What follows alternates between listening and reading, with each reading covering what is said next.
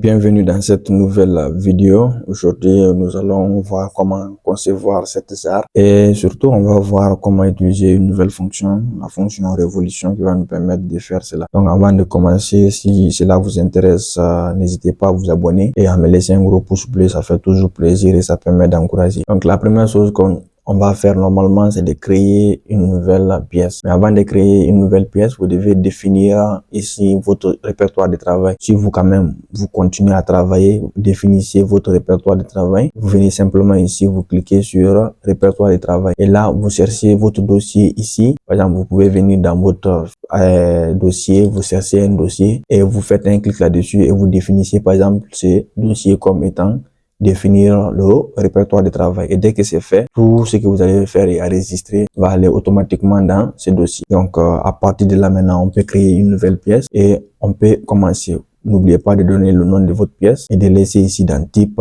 pièce et vous faites ici OK. Donc, pour commencer, on va essayer de choisir notre plan. Donc, ici, vous choisissez le plan que vous voulez. Moi, je vais préférer prendre le plan de face. Et là, je vais créer une nouvelle esquisse. Et sur cette face-là, on va essayer de donner les dimensions et donner le profil de notre charte. Et en fonction de cela, maintenant, on pourra maintenant côté et tout. Donc, vous pouvez zoomer et l'utilisation de la souris, je l'ai déjà expliqué dans ma précédente vidéo. Et donc, je vais zoomer et on va ici automatiquement venir prendre ici l'outil ligne et on va venir créer une ligne ici. Et la ligne là, on va l'envoyer jusqu'ici. Et pour terminer la chaîne, on clique au milieu de la souris une fois et là on est bon. On vient encore ici, on trace une ligne encore comme ça et là on clique aussi sur la molette de la souris une fois et je vais cliquer et tracer des lignes comme ça aussi, molette de la souris pour terminer. Je viens aussi tracer une autre ligne encore ici et je clique sur la molette de la souris pour terminer. Je viens aussi tracer même chose, une ligne encore ici. Et là, une fois que je la trace, je viens maintenant terminer et je clique encore une fois sur la molette de ma souris. Maintenant, ce que je vais faire, en premier lieu, je vais donner une première hauteur ici. Et cette hauteur, c'est de 125 mm. Vous faites entrer et on est bon. À partir de là, je peux ajuster les dimensions des autres lignes, à savoir le premier là, je vais le donner une dimension de 30. Le second, on va le donner une dimension de 50. Vous double-cliquez là-dessus simplement et vous modifiez. Donc, le troisième aussi, je lui donne une dimension de 30 et le dernier, je lui donne une dimension de 45 et je fais entrer. Une fois que ces dimensions sont données, vous avez maintenant le choix à vous de voir. Vous pouvez soit augmenter les dimensions ou pas, mais il nous reste maintenant des dimensions de hauteur entre chaque ligne. Donc, ce qui est bien avec Creo, il détecte automatiquement les dimensions et vous pouvez ajuster vous-même. Si vous voulez pas, là, vous pouvez changer les dimensions. Mais là, on n'a pas besoin de changer les dimensions. On va juste ajuster. Celui-là, là, je vais lui donner une dimension de 65 et je fais entrer. Et ici, je donne une dimension de 35 et je fais entrer. Donc, à partir de là, je suis bien. Je pense que je n'ai plus d'autres dimensions à rentrer. Maintenant, ce qu'on va faire, on va définir cette ligne comme étant une géométrie de construction. Donc, vous cliquez là-dessus simplement et le menu va s'ouvrir. Vous cliquez sur construction. Et là, ça devient automatiquement une ligne de construction. On fait pareillement pour celui-là aussi. On définit comme étant une géométrie de construction. Et celui-là aussi, on clique là-dessus. On définit comme une géométrie de construction. Et cette ligne-là aussi, on définit comme étant une géométrie de construction. Donc là, on a défini toutes les géométries de construction. Maintenant, on est tranquille. Et ce qu'on va faire maintenant, on va créer des arcs pour pouvoir donner la forme arrondie de notre charte. Donc pour ça, vous allez venir ici dans Esquisse et vous cherchez ici arc. Et là, on a plusieurs façons de faire des arcs. Nous, on va prendre arc par 3 points. Donc quand on prend arc par 3 points, on va un peu zoomer et on vient prendre l'extrémité de cette ligne et l'extrémité de cette ligne.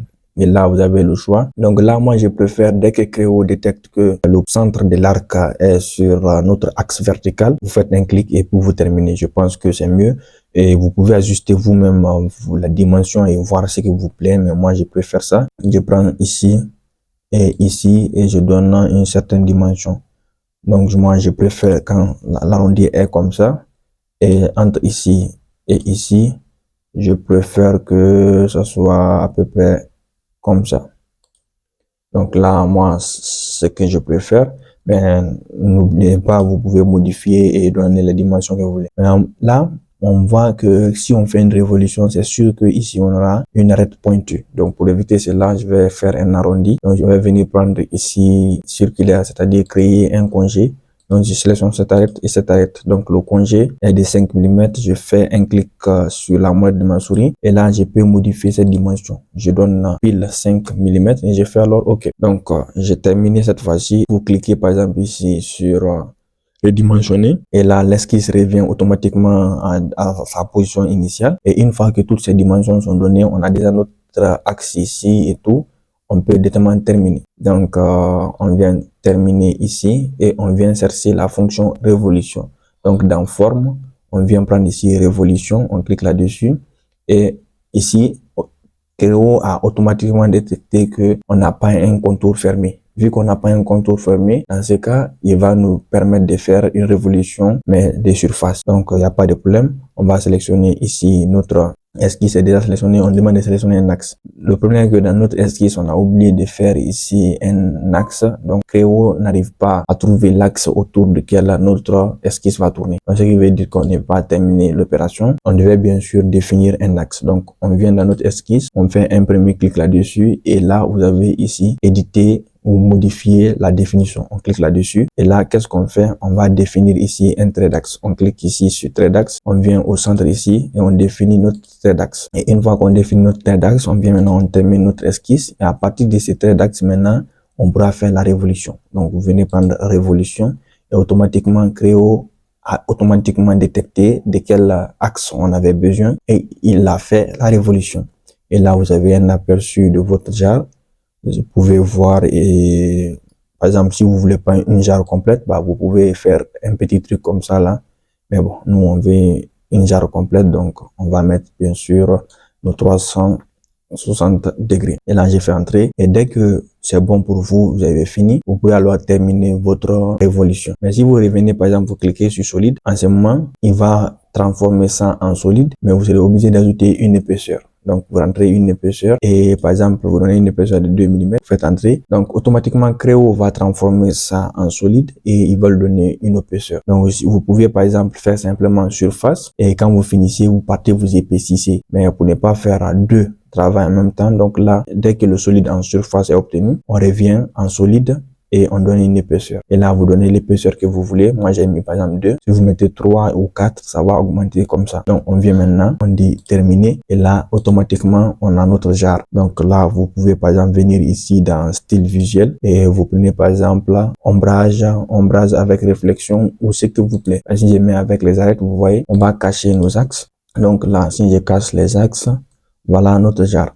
Et on va le mettre par exemple avec ombrage, avec réflexion et là on a une réflexion. Donc ce qu'on va faire maintenant pour terminer notre jarre, on va la donner une apparence un peu jolie. Donc pour ce faire, on va venir cliquer ici sur affichage et dans affichage, on va venir dans apparence et dans apparence, vous avez beaucoup d'options ici. Vous avez aussi par exemple, quand vous cliquez sur la petite flèche là, vous avez les différentes propriétés qui existent. Donc là, vous avez soit plusieurs types, par exemple métal.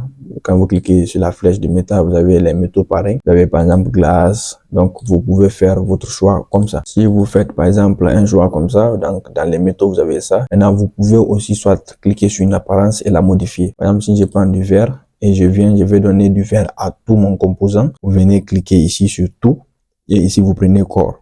Mais si c'est sur une surface, vous prenez surface ou par exemple, vous définissez quand même ce que vous voulez. Donc, dans mon cas, je prends corps et je viens cliquer sur le corps. Vous venez faire OK ici ou soit vous cliquez sur la molette de la souris une seule fois. Donc là, directement, on a du vert. Donc, si le vert là vous semble trop clair, c'est un vert vraiment trop vif, vous venez faire ici dans apparence, vous venez dans modèle, vous faites un clic droit là-dessus et vous cliquez sur modifier. Donc, à partir de là, dans modifier, vous pouvez modifier la couleur en général. Donc, par exemple, la réflexion, si vous diminuez et vous prenez par exemple éclat, vous pouvez diminuer tout ça. Vous pouvez venir par exemple dans classe de peinture, vous pouvez venir dans générique, vous pouvez cliquer sur la couleur et quand vous cliquez sur la couleur ici, vous avez les codes couleurs ici en rouge, vert et bleu. Donc, quand vous modifiez une dimension, ça va modifier ici l'apparence de la pièce. Vous voyez, par exemple, quand j'ai diminué le vert, et j'augmente ici le rouge, ça va ressembler un peu à ça.